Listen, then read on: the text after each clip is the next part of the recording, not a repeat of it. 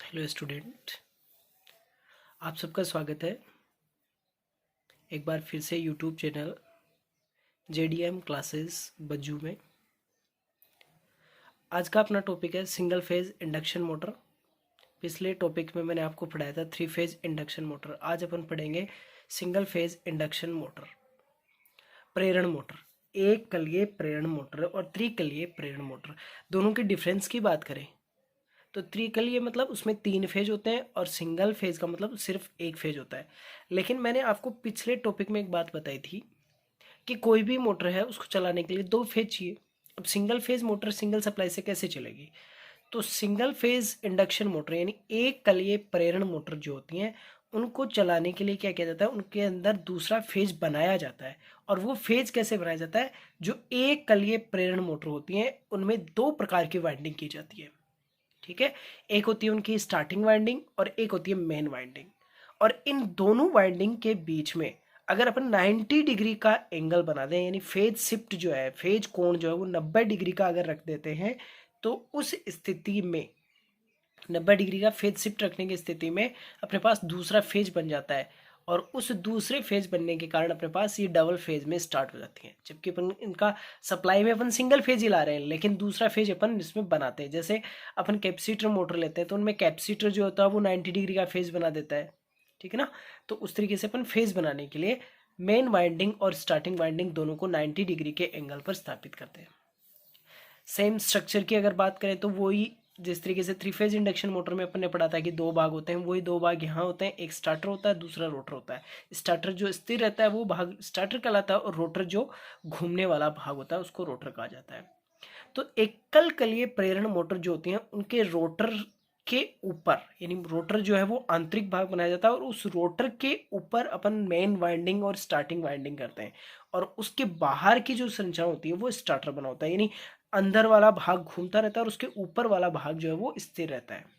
ठीक है, तो अपन इसको डायग्राम के हिसाब से देख लेते हैं कि कैसे इसमें मेन वाइंडिंग की जाती है और कैसे इसकी स्टार्टिंग वाइंडिंग की जाती है और कैसे यहाँ इसमें सप्लाई दी जाती है। तो उस चीज को अपन देखते हैं। फेज इंडक्शन मोटर का डायग्राम है जिसमें आपको रोटर और सप्लाई और स्टार्टर दे रखा है। ठीक है स्टूडेंट, आपने डायग्राम में देखा कि उसमें अपन ने स्टार्टिंग वाइंडिंग और मेन वाइंडिंग कर रखी है और फिर उसको सप्लाई अपन दे रहे हैं।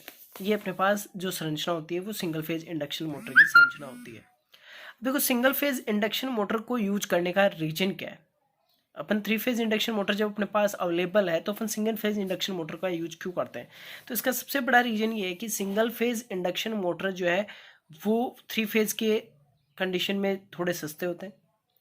3 फेज की तुलना में इनकी संरचना थोड़ी आसान होती है और अगर ये खराब हो जाए यानी इनके मेंटेनेंस जो है उसको भी आसानी से किया जा सकता है और इनकी विश्वसनीयता भी बहुत उच्च होती है।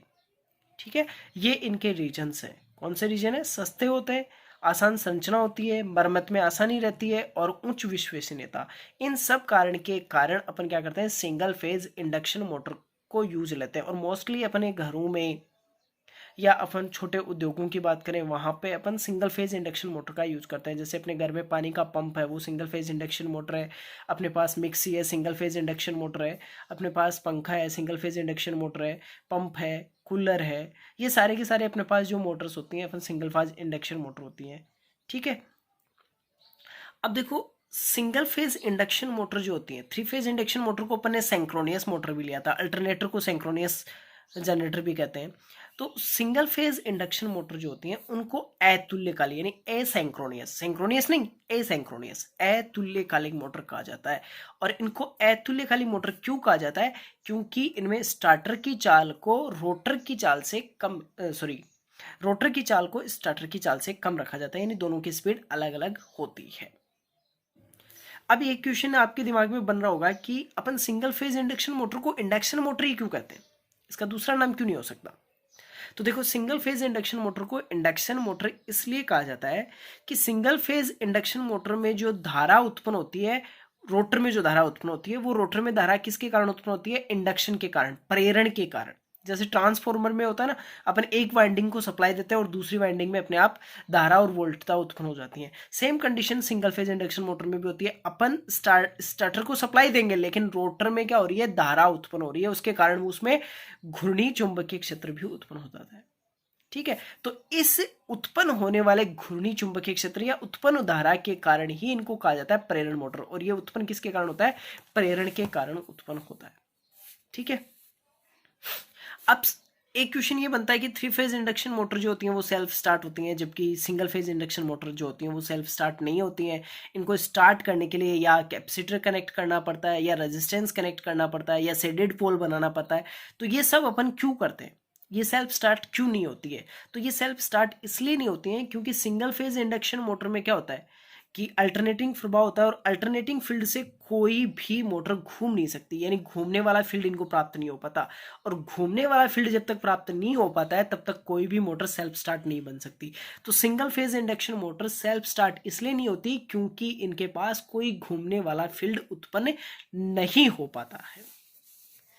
एक क्वेश्चन है कि सिंगल फेज इंडक्शन मोटर जो होती है उनमें सेंट्रीफ्यूगल स्विच जोड़ा जाता है। ये सेंट्रीफ्यूगल स्विच क्या होता है और ये कहाँ जोड़ा जाता है? तो सेंट्रीफ्यूगल स्विच क्या होता है कि सेंट्रीफ्यूगल स्विच का वर्क ये होता है कि जैसे ही अपन सप्लाई से कनेक्ट करते हैं तो स्टार्टिंग में मोटर जो है वो मेन वाइंडिंग पे ना चल के स्टार्टिंग वाइंडिंग पे चलती है या रनिंग वाइंडिंग पे चलती है। तो ये स्टार्टिंग पे जो मोटर होती है वो रनिंग वाइंडिंग पे जो चलती है, उस रनिंग वाइंडिंग से हटाकर मेन वाइंडिंग पर ले जाने का काम कौन करता है? Centrifugal switch. यानी जैसे ही स्टार्ट हो जाता है 75% से 85% जब स्पीड प्राप्त हो जाती है तो सेंट्रीफ्यूगल स्विच जो है वो स्टार्टिंग वाइंडिंग को अलग कर देता है और मेन वाइंडिंग पे अपनी मोटर को चला देता है। ठीक है, यानी सेंट्रीफ्यूगल स्विच को हमेशा किसके साथ जोड़ा जाता है? स्टार्टिंग वाइंडिंग के साथ में जोड़ा जाता है। पहले ही अपन बात कर चुके हैं कि स्टार्टिंग और रनिंग वाइंडिंग जो होती है उन दोनों के बीच में एंगल कितना रखा जाता है? 90 डिग्री का एंगल रखा जाता है। अब एक क्वेश्चन बनता है कि अपने पास जो सिंगल फेज इंडक्शन मोटर होती हैं उनकी रनिंग वाइंडिंग होती है, स्टार्टिंग वाइंडिंग होती है, उनके प्रतिरोध क्या होते हैं, उनकी धारिताएं क्या होती हैं। तो देखो हमेशा अपन कैपेसिटर को किसके साथ में जोड़ते हैं? स्टार्टिंग वाइंडिंग या रनिंग वाइंडिंग के साथ में। तो हमेशा किसके साथ में जोड़ते हैं? रनिंग वाइंडिंग के साथ में। स्टार्टिंग वाइंडिंग के साथ में नहीं जोड़ते, रनिंग वाइंडिंग के साथ में जोड़ते हैं। और रनिंग वाइंडिंग के साथ में जोड़ने के कारण अपन क्या करते हैं? रनिंग वाइंडिंग के प्रतिरोध को तो कम रखते हैं और धारिता को उच्च रखा जाता है, जबकि स्टार्टिंग वाइंडिंग इसका जस्ट अपोजिट होता है। स्टार्टिंग वाइंडिंग का प्रतिरोध उच्च रखा जाता है, धारिता निम्न रखी जाती है। ये क्वेश्चन कई बार कंपटीशन में पूछा गया है। एक बार फिर से रिपीट कर रहा हूँ, क्वेश्चन क्या है कि रनिंग वाइंडिंग का जो प्रतिरोध होता है वो कम होता है और धारिता उच्च होती है, जबकि स्टार्टिंग वाइंडिंग इसका अपोजिट होता है, प्रतिरोध उच्च होता है जबकि धारिता कम होती है। ठीक है स्टूडेंट्स, अब अपन बात करते हैं कि सिंगल फेज इंडक्शन मोटर के प्रकार, types of single phase induction motor. Single phase induction motor कितने प्रकार की होती हैं? तो देखो mostly single phase induction motor जो होती हैं वो कौन कौन सी होती हैं? सबसे पहले अपन बात करें तो सिंगल फेज इंडक्शन मोटर में सबसे पहला पार्ट अपने पास प्रकार जो आता है वो आता है split phase induction motor. Split phase induction motor यानी फेज को स्प्लिट करते हैं, यानी फेज एंगल क्रिएट करते हैं। दूसरा होता है अपने पास कैपेसिटर स्टार्ट इंडक्शन मोटर, यानी induction motor single phase induction motor है, उनके साथ में एक कैपेसिटर अपन ने कनेक्ट कर दिया, उससे वो स्टार्ट हो जाती है। जैसे पंखा है वो कैपेसिटर स्टार्ट है, इसी तरीके से अपन पंप जो यूज में लेते हैं वो भी कैपेसिटर स्टार्ट है। एक कैपेसिटर जोड़ा हुआ उससे स्टार्ट हो गया और उसके बाद में मेन वाइंडिंग पे या रनिंग वाइंडिंग पे सारा फंक्शन चलता रहता है। तीसरे प्रकार के कैपेसिटर स्टार्ट कैपेसिटर रन, यानी कैपेसिटर से स्टार्ट भी होते हैं और कंटिन्यूसली कैपेसिटर जो है वो परमानेंटली उसके अंदर उपस्थित रहता है। जैसे अपन आटा पीसने की चक्की लाते हैं, ठीक है, या फिर अपन बड़ी मशीनें लेके आते हैं, वेट लिफ्टिंग वाली मशीनें वगैरह लेके आते हैं, उन सब में। चौथा पार्ट अगर अपन देखें इसका तो वो है अपने पास resistance split phase induction motor, यानी प्रतिरोध इनिशियली प्रतिरोध बढ़ा के उसके बाद में कंट्रोल किया जाता है। और पांचवा है शेडेड पोल इंडक्शन मोटर। और लास्ट अपन बात करेंगे यूनिवर्सल मोटर। इन सब को अपन डिटेल में पढ़ेंगे नेक्स्ट टॉपिक में। अब जो आपको पढ़ाया है उससे रिलेटेड कुछ क्वेश्चंस जो हैं जो मैं आपको इसमें दे देता हूँ, वो क्वेश्चंस आप एक बार पढ़ लेना। अगर कोई क्वेश्चन समझ में नहीं आता है तो कमेंट बॉक्स में कमेंट कर देना, मैं उसका सॉल्यूशन आपको अच्छे से समझा दूँगा। ठीक है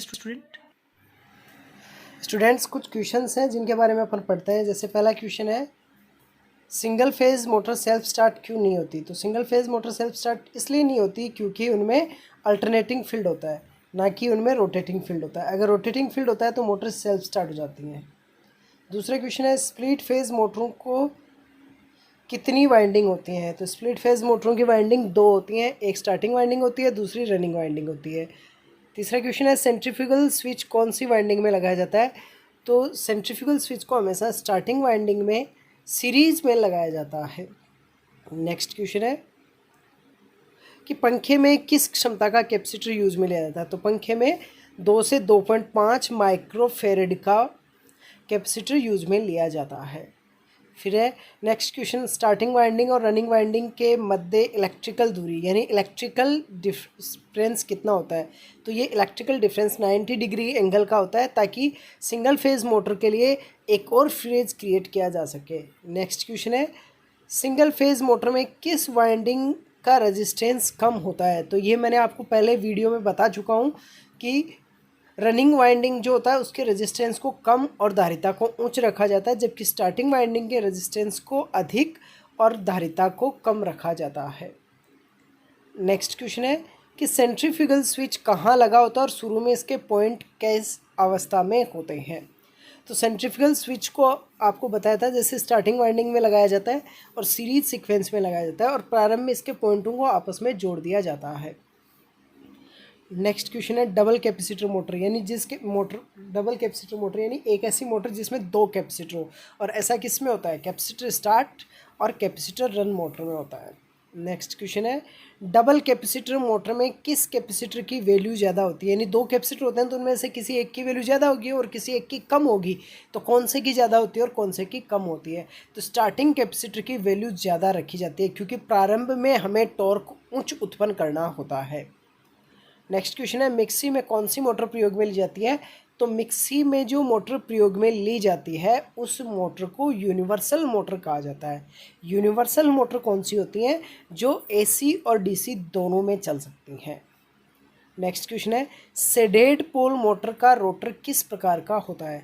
तो सेडेड पोल मोटर का रोटर किस प्रकार का होता है, स्क्वायल केज टाइप का होता है। स्क्वायल केज का मतलब होता है गिलहरी पिंजरा, यानी गिलहरी का जैसा पिंजरा होता है उस तरीके का होता है। नेक्स्ट क्वेश्चन है स्प्लिट फेज मोटर की दिशा किस प्रकार बदली जा सकती है। तो स्प्लिट फेज मोटर की दिशा को बदलने के लिए 2 मेथड होते हैं। पहला मेथड होता है AC single phase motor, sorry question गलत हो गया। नेक्स्ट क्वेश्चन देखते हैं, छत का पंखा कम स्पीड पर चल रहा है, इसका कारण क्या हो सकता है। तो छत का पंखा कम स्पीड में चलने का कारण हो सकता है कि उसके कैपेसिटर में खराबी हो गई है।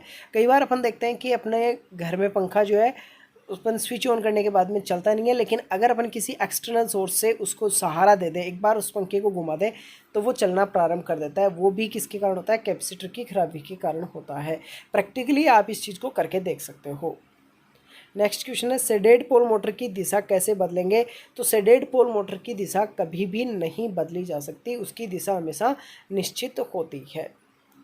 नेक्स्ट क्वेश्चन है छत के पंखे का आकार कैसे मापा जाता है। कि छत का पंखा है उसकी साइज को कैसे मापेंगे, तो उसके व्यास को मापकर छत के पंखे की साइज को मापा जाता है। नेक्स्ट क्वेश्चन है कैपेसिटर मोटर कितने प्रकार की होती है। वो मोटरें जिनमें कैपेसिटर जुड़ा होता है, तो ये 3 प्रकार की होती है। एक कैपेसिटर स्टार्ट मोटर हो गई, दूसरी कैपेसिटर रन मोटर हो गई और तीसरी capacitor start capacitor run motor हो गई। नेक्स्ट क्वेश्चन है पंखे में कौन सी मोटर प्रयोग में ली जाती है। तो पंखे में कैपेसिटर रन मोटर का प्रयोग किया जाता है, यानी कंटिन्यूसली कैपेसिटर प्रेजेंट रहता है। नेक्स्ट है कम्यूटेटर के आधार पे मोटर कितने प्रकार की होती हैं। तो कम्यूटेटर के आधार पे अपन 2 प्रकार की बता सकते हैं, यानी एसी डीसी कन्वर्सन का काम करता है कम्यूटेटर। तो एक तो उसके अकॉर्डिंग बन गई यूनिवर्सल मोटर और दूसरी रिपल्सन मोटर।